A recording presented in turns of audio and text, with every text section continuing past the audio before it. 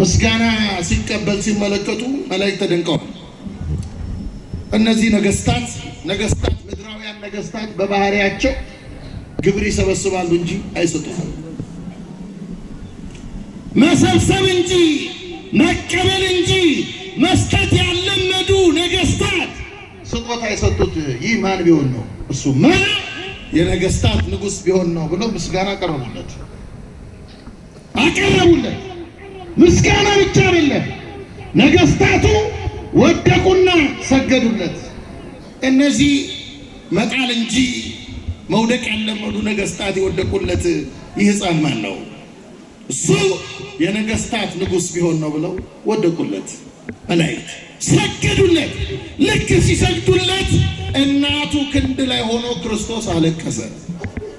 ምን አላልኳችሁ? አልሰማችሁ? መልስ ስጡኝ። ምን አላልኳችሁ? አለቀሰ። እንደ ሕፃን እንደ ተራበ ሕፃን። ሊቁ ምን ይላል በቅዳሴው? እንዘ ይስዕል ማጥዋተ እሙ ሲሳይ በከመ ሕፃናት በከ። እናቱን ጡት ርቦት እንደሚለምን ሕፃን አለቀሰ። ያኔ መላእክት ተደነቁ። ምስጋና ሲቀበል አይተውታል። ነገስታት ሲሰግዱለት አይተውታል። አሁን ደግሞ ሲያለቅስ አዩት። እጹብ ድንቅ ነው። ገረማቸው። እንዴት ሌላ ጊዜ በሩካቤ ሥጋ እንደሚወለዱ ሕፃናት እንደምናጽናናቸው ሕፃናት እንዴት ያለቅሳል? ንጉሥ ነው ብለን የወደቅንለት ምስጋና ያቀረብንለት እንዴት ያለቅሳል ብለው መላእክት ተፈለጋ ወደ ሰማይ ወጡ። ሐሰስዎ በአርያም ወደ ላይ ወጡ ሊፈልጉት። ወደ ላይ ሲወጡ ያንን በቤተልሔም በረት ያዩትን ሕፃን አባቱ ቀኝ ደግሞ ተቀምጦ ሲመሰገን አዩት። ክብርና ምስጋና ለእግዚአብሔር ይሁን።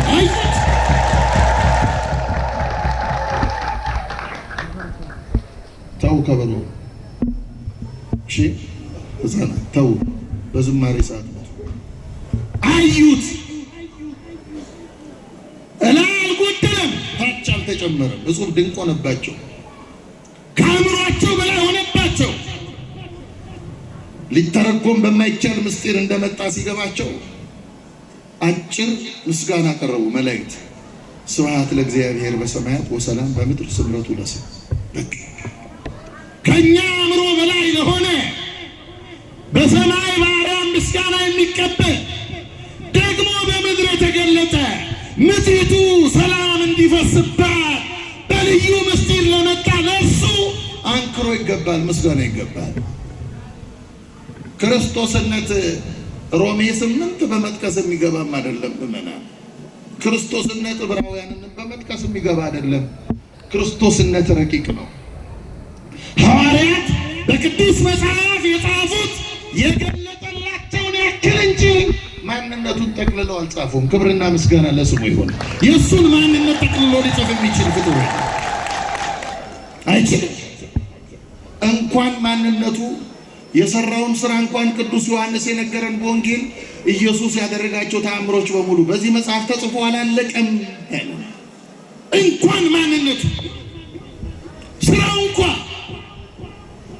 በቅዱስ መጽሐፍ ተጽፎ አልተጠቀለለም። ክርስቶስነት ረቂቅ ነው። ክርስቶስነት ለሰው አምላክነትን የሰጠበት ልዩ ምስጢር ነው። አምላክ ሰው አምላክ የሆነበት ምስጢር፣ በተዋህዶ የከበረበት ምስጢር፣ አዳማዊ ሥጋ በመለኮታዊ ተዋህዶ ደመና እየቀጠቀጠ የወጣበት ልዩ ምስጢር ነው ክርስቶስነት። ክርስቶስነት ረቂቅ ነው። ረቂቁ ገዝፎ የታየበት ግዙፉም ረቆ የታየበት ምስጢር ነው። ክርስቶስነት ረቂቅ ነው፣ የማይመረመር። በመርከብ ላይ ከሐዋርያት ጋር ተሳፍሮ ማዕበል በተነሳ ጊዜ ለጥ ብሎ እንደተኛ የታየበት ምስጢር። ደግሞ በጣም የሚደንቀው ሲቀሰቅሱት ተነስቶ ማዕበሉን ጸጥ ያደረገበት ምስጢር ነው። ይህ ማን ነው? ሲተኛ አይተነዋል። ከኛ በላይ የሆነውን ማዕበል ጸጥ ማድረግ የቻለ እሱ በተዋህዶ የከበረ አምላክ ስሙ ለዘላለም የተመሰገነ ይሁን። ክርስቶስ እሱ ነው። ክርስቶስ እሱ ነው።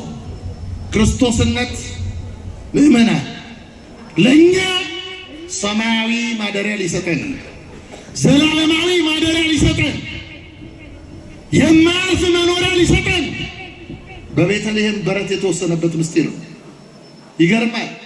ለብርሃን አገሯ ሲሆን፣ ለሰው አገሩ ሲሆን፣ ለዓለም አገሯ ሲሆን፣ ዓለምን በመዳፏ የተሸከመ ሲሆን፣ ዓለም የጸናባት፣ ዓለም የጸናችበት ምሰሶ ሲሆን፣ ዓለም የጸናችበት የቆመችበት ካስማ ሲሆን፣ ለሰው ልጆች ለወፎች መሳፈሪያ አላቸው፣ ለሰው ልጅ ግን ራሱን የሚያስጠጋበት ስፍራ የለውም ብሎ የተናገረበት ልዩ ምስጢር ነው። አገር ሊሰጠን ቤት እንደሌለው በረት የተወለደበት ምስጢር ክርስቶስነት። ክርስቶስነት ዘላለማዊ ባለጸጋ ሊያደርገን በድህነት የተገለጠበት ምስጢር ነው። ክብርና ምስጋና ለስሙ ይሁን። ድሃ ሆኖ የታየበት ምስጢር እርሱ ይላል ቅዱስ ጳውሎስ እናንተን ባለጸጋ ሊያደርጋችሁ ድሃ ሆነ። ድሃውን ሁሉ ሲኖረው በድህነት የተገለጠበት ምስጢር ነው ክርስቶስነት። ረቂቅ ነው። ለዚህ ነው ጌታችን ምን አለ? ይህንን ሥጋና ደም አልገለጠልህም፣ አንተ የሕያው እግዚአብሔር ክርስቶስ ነህ፣ ልጅ ክርስቶስ ነህ ብሎ ሲመሰክር፣ አንተ ይህንን የሰማይ አባቴ እንጂ ሥጋውያን ደማውያን አልገለጡልህም። እነሱ አውቁትም አይደርሱበትም። አንተ አለት ነህ። ይገርማል። አንተ አለት ነህ። አለቱ ጴጥሮስ አይደለም። ምእመናን እየሰማችሁ ነው? አለቱ እምነቱ ነው። ጴጥሮስ አይደለም። አለቱ እምነቱ ነው።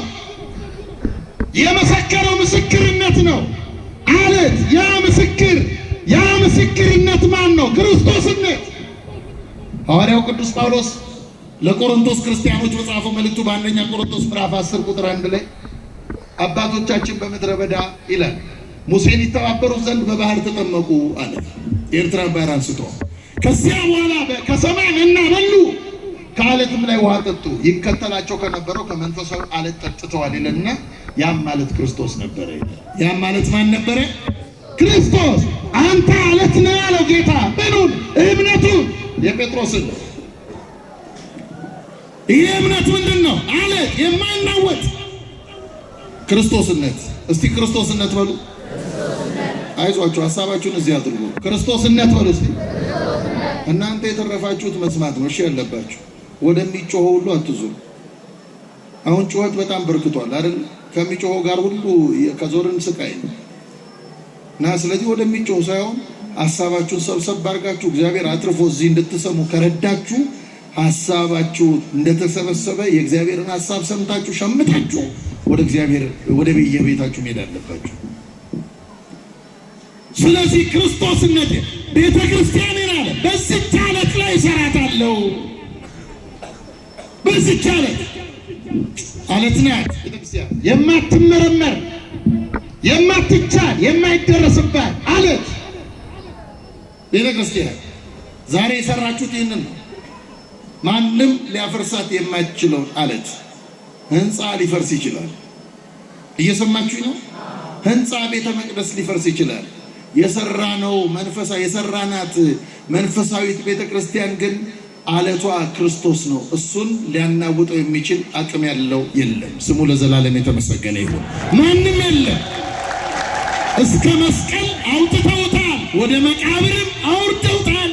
እቱም በተዘጋ መቃብር የተነሳ አምላክ ነው ያለ። የተሰራችው ቤተ ክርስቲያን እዚህ ላይ አለት ላይ የማትናወጥ ወደ ተራራው አውጥቷቸው ደብረ ታቦር በፊታቸው ተለወጠ። ልብሱ እንደ ፀሐይ አበራ። እስቲ በሉ ልብሱ በሉ። እንደ ፀሐይ አበራ። እንደምን አበራ? ቅዱስ ኤፍሬም ሶርያዊ ምን ይላል? ያቺ ልብሱ ቤተ ክርስቲያን ናት ይላል። ይገርማል። ጴጥሮስ ሊያያት አልቻለም። አቅም አንሶት ወደቀ። ጌታ እስካነሳው ልብሱ ቤተ ክርስቲያን ናት። አንድ ታሪክ እናምጣ ባጭሩ። ሙሴ የእስራኤላውያን አባት ነው። ወደ ሲና ተራራ ወጥቷል። ሕገ ኦሪትን ሊቀበል ሕግጋት እግዚአብሔርን ሊቀበል ወደ ተራራው ከወጣ በኋላ 40 ቀን ቆይቶ ወደ ታች ሲወርድ ሕዝቡ ሙሴን ሲመለከተው ሊያው አልቻለም። የሙሴ ፊቱ አበራ። እዚህ ፊቱ አበራ በሉ። ምኑ አበራ? የሚገርማችሁ የሙሴ ያበራው ፊቱ ብቻ ውሳጣዊ ብርሃን አልነበረም። ፊቱ ቁርበቱ ነው ያበራው። ይሄ ረድኤተ እግዚአብሔር ይባላል። ፊቱ አበራ። እስራኤል ምን አሉት? ሙሴ ፊትን ሸፍንልን ልናይ አልቻልንም ማለት። አሁን የሙሴ ፊት እስራኤል እንዳያዩት የዚህን ያክል ብርሃኑ ከባድ ከሆነ ቁርበቱ ብቻ አብርቶ ከብራል ከሆነ ከባድ ከሆነ ቤተ ክርስቲያን እንዴት ታበራ? ክርስቲያኖች እንዴ! ሙሴ በሕግ ነው የተቀበለው፣ ሕግ ነው። የኦሪት ጥላዋ ሕግ ብቻ ነበረ። ጸጋ እግዚአብሔር የለም። ረድኤተ እግዚአብሔር ብቻ ነው ያለው። ጸጋ እግዚአብሔር ከአዳም የተነሳ ጎድሏል። ሙሴ ያየው ረድኤተ እግዚአብሔር ከሱ ጋር ስለሆነ የበራው ውጫዊ ፊቱ ብቻ ነው። እስራኤል ውጫዊ ፊቱን ሊያዩት ብቻ ነው። ቤተ ክርስቲያን ግን ባለ ሕግም ናት፣ ባለ ጸጋም ናት። ክብርና ምስጋና ለእግዚአብሔር ይሁን። ውስጧ በጸጋ ያበራ፣ ውጭዋ በሕግ የሚገለጥ ቤተ ክርስቲያን ብርሃኗ ጥልቅ ነው። የምትመረመር አይደለችም። ቤተ ክርስቲያን የሚደረስባት አይደለችም። የሰራ ነው ምንድን ነው? የክርስቶስን ቤተ ክርስቲያን ቤተ ክርስቲያናችን የምታሳየው ክርስቶስን ነው። ማንን አልኳችሁ? አልሰማችሁ? የምታሳየው የሰራ ነው የክርስቶስን ቤተ ክርስቲያን ነው። ምዕመናን አንድ ጥያቄ ልጠይቃችሁ።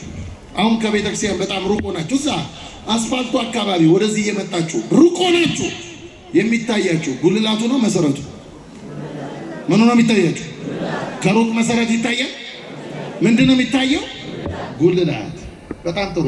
አሁን እዚህ ስመጣችሁ ስትቀርቡ ስትቀመጡ ምኑ ነው የሚታያችሁ? ጉልላት ነው መሰረት? ቤተክርስቲያን ይችላል።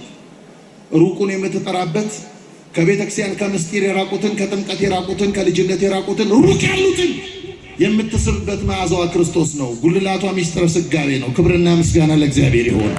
ስትቀርብ ደግሞ ስትመጣ ደግሞ መሰረቱ ሚስጥረ ሥላሴ ነው። ሌላ የለም። ለዚህ ነው ጌታችን ምን አለ? እንግዲህ ሂዱና አሕዛብን ሁሉ እያስተማራችኋቸው በአብ በወልድ በመንፈስ ቅዱስ ስም እያጠመቃችሁ ደቀ መዛሙርቴ አድርጓቸው። የክርስቶስ ደቀ መዛሙርት ለመሆን በሥላሴ ስም መጠመቅ ግድ ነው። በሥላሴ ስም ማመን ግድ ነው። መሰረቱ ሚስጥረ ሥላሴ ነው። ወደ መቅደሱ ስትገቡ የምታዩት ነው። ይሄ መቅደስ ሲሰራ ማን ነው የሚከብረው? ሥላሴ። መስዋዕቱ ማን ነው? ክርስቶስ። ሌላ የለም። ሌላ የለም። ቤተ ክርስቲያኒቱ የክርስቶስ ናት። ሌላ ቤተ ክርስቲያን የለም። በድንግል ማርያምን ስም እንስራ፣ በቅዱስ ገብርኤልም ስም እንስራ፣ በቅዱሳንም ስም እንስራ። ቤተ ክርስቲያኒቱ የማን ናት? የክርስቶስ። ስማቸው መጽሐፍ ምን ይላል? ጻድቃን በአባታቸው መንግስት እንደ ፀሐይ ያበራሉ ይላል። የእግዚአብሔር መንግስት ቤተ ክርስቲያን ናት። ስማቸው እንደ ፀሐይ ያበራል። ለመታሰቢያ ስማቸው ይጠራል በቤተ መቅደሱ። ኦርቶዶክሳዊት ቤተክርስቲያን ግን የክርስቶስ ቤተክርስቲያን ናት። ምዕመናን በየቦታው የሚጮሁ የሚያደናቁሩ ደናቁርትን እየሰማችሁ ከቤተክርስቲያናችሁ አትጡ። እየደጋገሙ ኢየሱስ የሚል ስም ከንፈራቸው ላይ ስለሚንቀለቀል ከኛ በተሻለ የገባቸው ይመስላሉ፣ ግን አያውቁትም። ቅዳሴ ነገ ጠዋት ይቀደሳል። በዚህ ቤተ መቅደስ ቅዳሴ ይቀደሳል። ቅዳሴው ሲቀደስ መስዋዕቱ ከቤተልሔም ይመጣል። ቃጭል እየተሰማ በመሶበ ወርቅ ከብሮ ቃጭሉ ይሰማል። ያ ድምፅ ቃለ ዓዋዲ ነው። የአዋጅ ነጋሪ ቃል ነው። ዮሐንስ በምድረ በዳ ያሰማው ነዋ በግዑ ለእግዚአብሔር። የዓለም ጥያቄ የተመለሰበት ይስሐቅ የጠየቀው አብርሃም ወደ ሞሪያ ተራራ ይዞ ሲወጣ ቢላውን ይዛል፣ መረብረቢያውን መሰቢያውን ይዛል፣ በጉ የት አለ የሚል ጥያቄ ነበረ። መልሱን ቅዱስ ዮሐንስ መጥምቁ በጉ መጣል። ጥያቄያችሁ ተመለሰ። ትላንትና ታርዱት የነበረ በግ የአቶ ገሌ የወይዘሮ ገሌ በግ ነው። ትላንትና ታርዱት የነበረ በግ ለዕለት ብቻ የሚበቃ በግ ነው። እስራኤል ብቻ የሚወሰኑበት በግ ነው። አሕዛብ የማይሳተፉበት በግ ነው። ድጋሚ ሌላ መስዋዕት የሚሻ በግ ነው። አሁን ግን ይሄው ተመልከቱት። መስቀል ላይ ይወጣል፣ ይሰቀላል፣ ይቸነከራል፣ ይታረዳል። ተመልሶ የሚነሳው በግ ክብርና ምስጋና ለስሙ ይሁን። ይሄው ፊታችሁ መጥቷል። ይሄን ቃጭል ነው የምታሰማው ቤተክርስቲያን። ይሄን ነው አዋጇ። የፈለጋችሁት የጠበቃችሁት አማና ወደ ቤተ መቅደሱ ይገባል። ምእመናን አብዛኞቻችሁ መቅደሳችን እንደ ቀኖናችን በመጋረጃ ስለሚዘጋ አትመለከቱትም። መስዋዕቱን እንዳከበረ መንበሩን 3 ጊዜ ይዞራል ዲያቆኑ። ከኋላ ደግሞ ቄሱ፣ ዋናው ቄስ እጁን ከፍ አድርጎ ዘርግቶ ይከተለዋል ከኋላ። እየሰማችሁኝ ነው? ከፍ አድርጎ። እስቲ መንበር ሲገለጥ አይታችኋል? ታያላችሁ? ምን አታዩ? ቤተክርስቲያናችሁ ግን ይዋት። እሺ እየሰማችሁ ነው? ይዋት። ሳታዩት ዝም ብላችሁ አትጨለፉ። ችግሩ አንዳንዱ ይመጣና ደጀ ሰላም ነው የሚሰለፈው፣ አንዳንዱ ይመጣና ጠበል ዳር ነው የሚሰለፈው፣ አንዳንዱ ይመጣና ግንቡን ብቻ ተሳልሞ ነው የሚሄደው። ቤተክርስቲያኒቱን አያውቃትም። ትምህርት ሲሰጥ አይሰማም። ጆሮውን ዘግቶ ይኖርና መንገድ ላይ 2 ጥቅስ ተጠቅሶለት ከዛ ሲወሰድ በራልኝ ይላል። በርቶለት ሞቷል። እሱ አያውቃትም። አየህ፣ ማየት አለብህ። ቤተክርስቲያናችን መንበሩ ላይ ስዕለ ማርያም አለ። እየሰማችሁ ነው? የማን አልኳችሁ? የእመቤታችን ስዕል። የትኛው ቤተክርስቲያን ብትሄዱ ይሄ በሐዋርያት ቀኖና የተቀመጠ ነው። የቤተክርስቲያን ሕይወት ነው። በበዓለ ሃምሳ ሐዋርያት እመቤታችንን መካከላቸው አድርገው ነው መንፈስ ቅዱስ የመጣላቸው። ስለዚህ አንዱ መንበሩ 4 መስኮቶች አሉት። አንዱ መንበር በስዕለ ማርያም ይዘጋል፣ 3ቱ ክፍት ነው። ዲያቆኑ ቄሱ እጁን ዘርግቶ ይከተለዋል፣ ይዞራል። ሌሎቹም ቀዳሾቹ ልዑካን ተከትለው ይዞራሉ። ይሄ የሚያሳየው ጌታችን መድኃኒታችን ኢየሱስ ክርስቶስ በስጋ ተገልጦ በዚህ ምድር ላይ ሲያስተምር አይሁድ ክስ ፍለጋ ሲፈልጉት እንደነበሩ ነው እያሳየ ያለው። ሌላ ስዕል የለም መቅደሳችን ውስጥ ምዕመናን የለም። ከዚያ መስዋዕቱን ይቀበልና ዋናው ቄስ ለንፍቁ በ3ቱ መስኮቶች በኩል ያቀብለዋል። በመንበሩ መስኮቶች። እነዚህ 3ቱ መስኮቶች የሐና የጲላጦስና የቀያፋ አደባባዮች ናቸው። ፈጣሪ ዓለማት ሲሆን፣ የዓለሙ ዳኛ ሲሆን፣ ይህን ዓለም የሚያሳልፍ ሲሆን የሰው ልጆች ለማክበር በ3ቱ ፍጡራን ዳኞች ፊት መቆሙን ነው የምታሳየው ቤተክርስቲያን። መጨረሻ ላይ ወደ መንበሩ ይወስደዋል። መንበሩ ቀራንዮ ነው። ይሄው ወጣላችሁ መስቀል ላይ። ስሙ ለዘላለም የተመሰገነ ይሁን። ሊያከብራችሁ ወጣ መስቀል ላይ። ሌላ የለም። ቤተክርስቲያናችን የክርስቶስ ናት። የማን ናት? የማን ናት? አለቅ አልቦ ክርስቶስ በዲበ ክርስቶስ። በክርስቶስ ላይ ሌላ ክርስቶስ የለም ምእመናን። ስለዚህ የሰራነው መቅደስ ክርስቶስ ልብሱ፣ ይሄ መቅደሱ የምታዩት የክርስቶስ ልብሱ ነው። በዮሐንስ ወንጌል ምዕራፍ 8 ላይ ያቺ ደም ይፈሳት የነበረችውን ሴት አስታውሱ። ብዙዎች ክርስቶስን ይከተሉታል እየተዳበሱ ለመፈወስ። የሚገርም ነው። ዳሰኝ የሚሉት አሉ። ጎባጣዬን ዳስና ካልዳሰስከኝ አልቀና እምቢ አይልም። ይዳስሳል፣ ያቀናቸዋል። አይነ ስውራን ይመጣሉ። እጅህን በዓይናችን ላይ አኑር ይላሉ። በዓይናቸው ላይ ያኖራል፣ ይፈውሳቸዋል። አሳና እንጀራ አበርክትልን ይላሉ፣ አበርክቶ ያበላቸዋል። የሚገርም ነው። እንዲህ ያደረገ አንድ ልዩ ሴት ግን መጣች። ይቺ ሴት 12 ዓመት ደም ይፈሳት የነበረች ሴት ናት። ይቺ ሴት ከሌላው በተለየ ማንነት ነው የመጣችው። ምን አለች ይቺ ሴት? ሌሎቹ እውራኑ እየተዳሰሱ ይበራሉ፣ ጎባጦቹ እየተዳሰሱ ይቀናሉ። እኔ ግን እሱ ጋር መድረስ አልችልም። ነገር ግን እንደምንም ተጠግቼ የቀሚሱን ጫፍ ብነካ ደሜ ይቆማል አለች። የምኑን ጫፍ? የምኑን ጫፍ?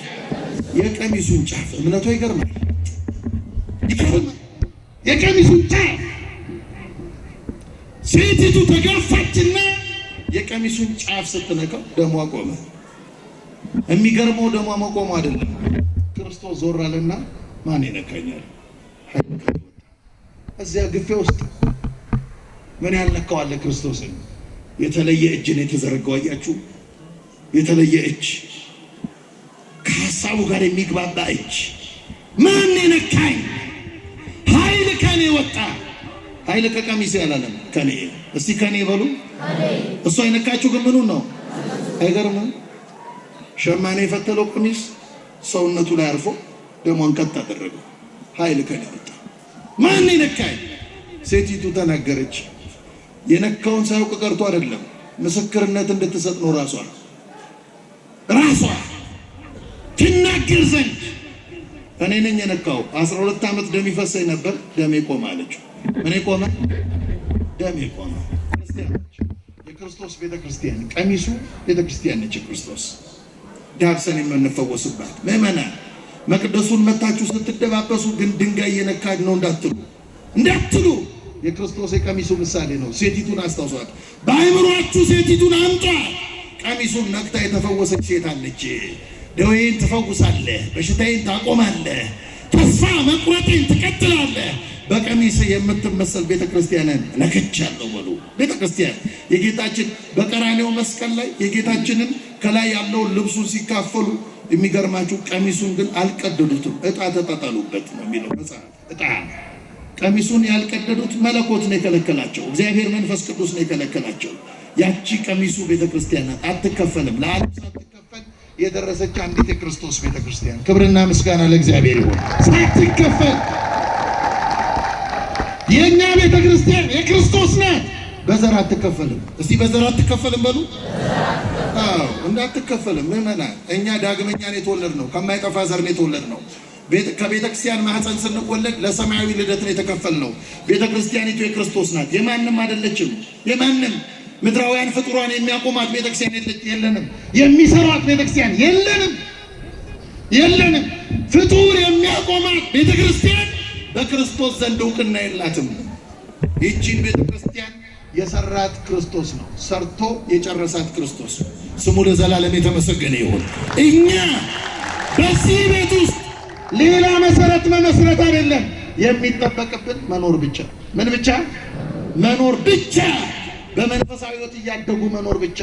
ክርስቶስ በሚያፈሰው ሰማያዊ ጸጋ፣ በቤተክርስቲያን በኩል በሚያፈሰው ጸጋ እየከበርን መኖር ብቻ። ቅዱሳን የደረሱበትን ደረጃ እየተመኘን አቅማችን የሚፈቅደው የቅድስና ደረጃ እየደረስን ከሰማያዊ ማህበር ከሰማያዊያን ህብረት ጋር ልንቀላቀል ራሳችን የምናዘጋጅበት የሰማይ መሰላል ናት ቤተክርስቲያን።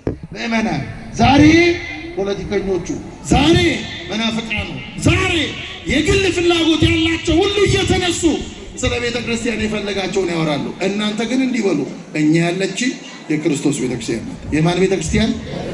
እስቲ በሉ፣ እኛ ያለችን በሉ፣ የክርስቶስ ቤተክርስቲያን። የማን ቤተክርስቲያን?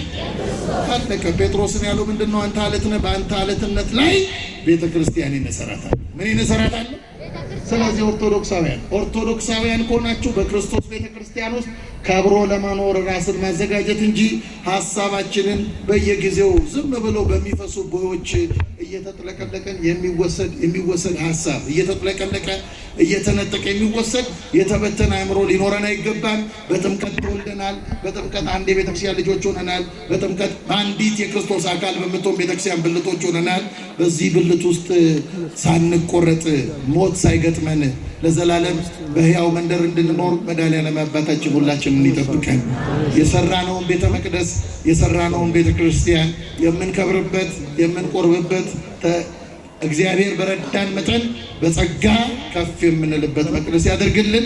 አምላካችን እግዚአብሔር ዛሬም እንዳከበር ነው ከዚህ ቤተ መቅደስ እንዳንወጣ በረድኤት ጥለው ይጠብቀን።